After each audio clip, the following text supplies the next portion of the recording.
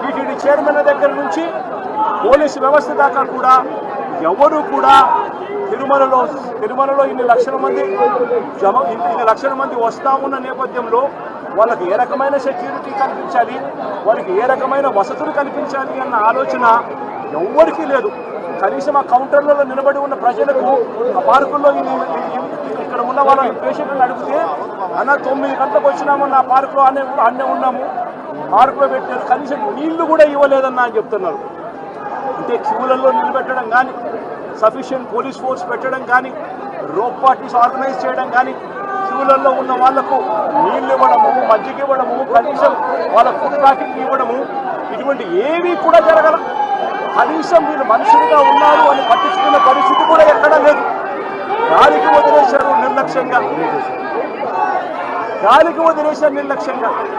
ఇదే 5 సంవత్సరాల కిందట మా ప్రభుత్వంలో 5 సంవత్సరాలు చూస్తే ఇటువంటి కార్యక్రమాలను ఎంత గొప్పగా చేశాము అని చెప్పి ఈ రోజు కూడా ప్రజలు చెప్పుకునేంత గొప్పగా ఈ వ్యవస్థ నడిచింది. అలాంటిది ఈరోజు చూస్తే కనీసం నీళ్ళు ఇచ్చేవాళ్ళు లేరు, క్యూలలో నిలబెట్టేవాళ్ళు లేరు, పోలీసులు కనీసం రోప్ పార్టీలు అక్కడ ఉండి జాగ్రత్తగా క్యూలలో పర్యవేక్షించే వాళ్ళు లేరు, కనీసం క్యూలలో ఉన్న వాళ్ళకు తిండి నీళ్లు ఇచ్చే పరిస్థితి కూడా లేని పరిస్థితిలో ఈ వ్యవస్థ నడుస్తూ ఉంది. ఇంత దారుణంగా నిజంగా వ్యవస్థ ఉంది. ఇదే పెద్ద మనిషి చంద్రబాబు నాయుడు గారిని నేను గట్టిగా డిమాండ్ చేస్తా ఉన్నా. ఇది ప్రభుత్వం చేసిన తప్పు, ప్రభుత్వం తప్పిదం వల్ల ఈ ఇన్సిడెంట్ జరిగింది.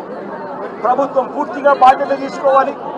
చనిపోయిన వాళ్ళకు కనీసం ప్రతి ఒక్కరికి కూడా గవర్నమెంట్ బాధ్యత తీసుకొని ప్రతి ఒక్కరికి కూడా కనీసం అంటే ప్రతి ఒక్కరికి 50 లక్షల రూపాయలు కనీసం ఎక్స్గ్రేషియా ఇవ్వాల్సిన అవసరం ఉంది.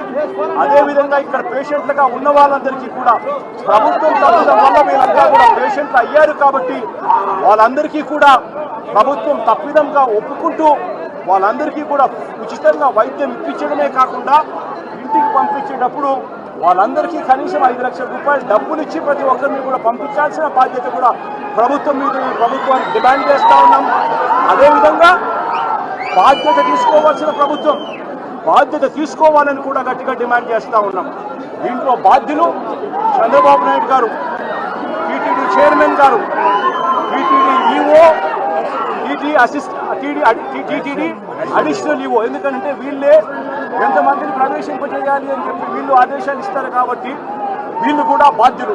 అదేవిధంగా ఎస్పీ, కలెక్టరు వీళ్ళు కూడా ఈక్వలీ రెస్పాన్సిబుల్ పీపుల్.